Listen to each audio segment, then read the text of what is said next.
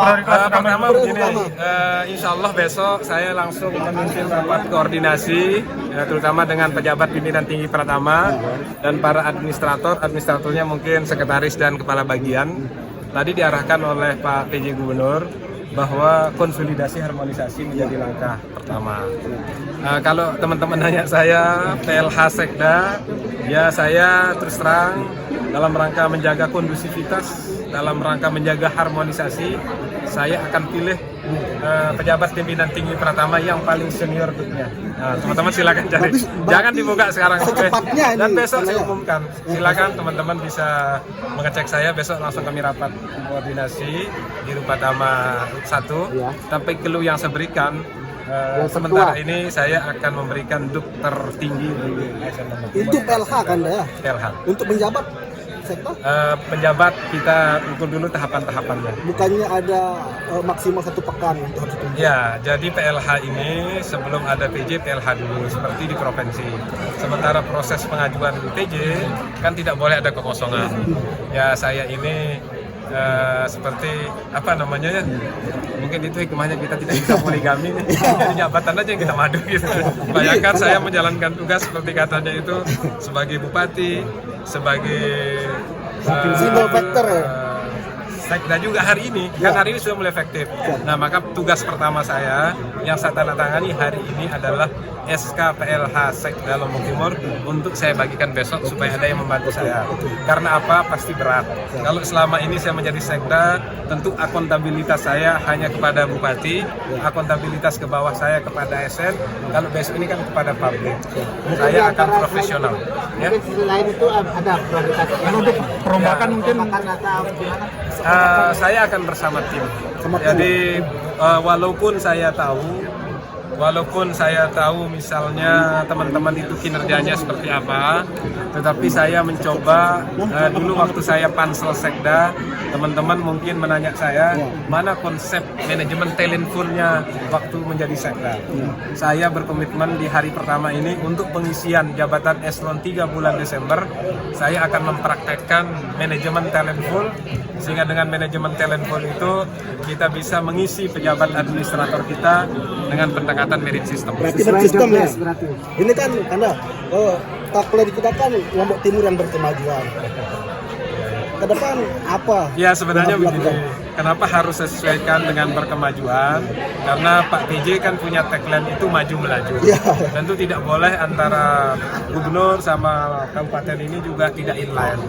Sebenarnya berkemajuan ini di semua hari, besok kan harus lebih baik daripada hari ini.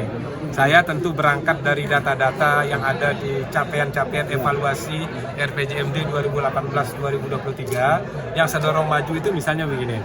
Oh ya, sederhana saja, tingkat cakupan UHC dulu misalnya hanya 92%. Kalau misalnya kita dorong menjadi 95% di akhir 2023, itulah yang saya maksud berkemajuan.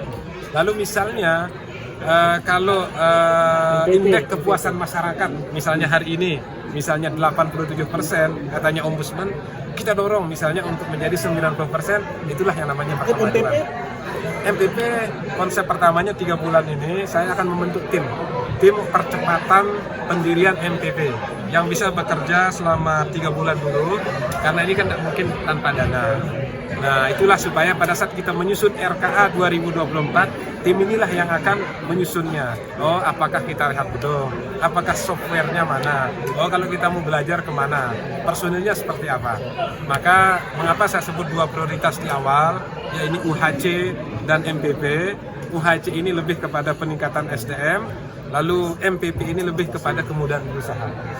Ini kan Pak Bupati, mantan Bupati dan mantan Wakil Bupati, apa program yang dicanangkan dalam RPJMD selama 5 tahun kemarin itu, alangkah kalau bisa disempurnakan itu gimana? Ya kan begini Pak, jadi kalau kita ini istilahnya lebih administratif. Kan di Bapeda itu sudah ada konsep RPJMD 2024-2026. Nah sebenarnya roh dari penyusunan RPJMD 2024-2026 itu adalah menutup lubang RPJMD 2018-2023. Mengapa lubang itu ditutup? Karena ada dampak pandemi 2 tahun. Kalau kita bedah misalnya RPJMD itu, pasti isinya itu penyempurnaan RPJMD 2018-2023. Maka kita doronglah mempercepat perdanya, karena bagaimanapun penjabat bupati itu kan bersama-sama dengan DPRD. Kata kuncinya bersama-sama dengan DPRD selaku penyelenggara pemerintahan daerah.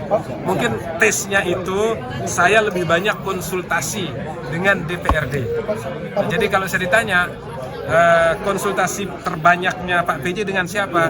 Hari ini saya tegaskan pasti dengan DPRD. Pak Bupati, ini kan ada 529 Akhir ya. 529 Saya kalau dipanggil Pak penghargaan. Bupati masih kaget-kaget. Ada 529 Bupati ada acara. siap. Ada 529 penghargaan.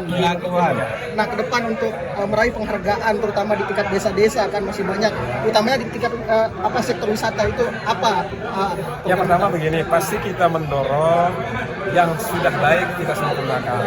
Untuk mendapatkan prestasi itu biasanya ikuti lombanya. Nah, kalau kita tidak mengikuti lomba, bagaimana kita mau dapat prestasi? Misalnya mengikuti lomba desa wisata, mengikuti misalnya kita pernah jatuh, saya tertantang. Bagaimana harus reformasi birokrasi kita, lalu sakit kita naik. Nah, pokoknya itu kita sempurnakan. Dengan cara apa? Saya akan memberikan kesempatan sebaik-baiknya, seluas-luasnya kepada seluruh pejabat administrator, ataukah pengawas, ataukah pejabat pimpinan tinggi Pratama untuk mari kita bergandengan tangan, tetapi tetap kita evaluasinya terus. Akhir masa jabatan. Ya semuanya, semuanya.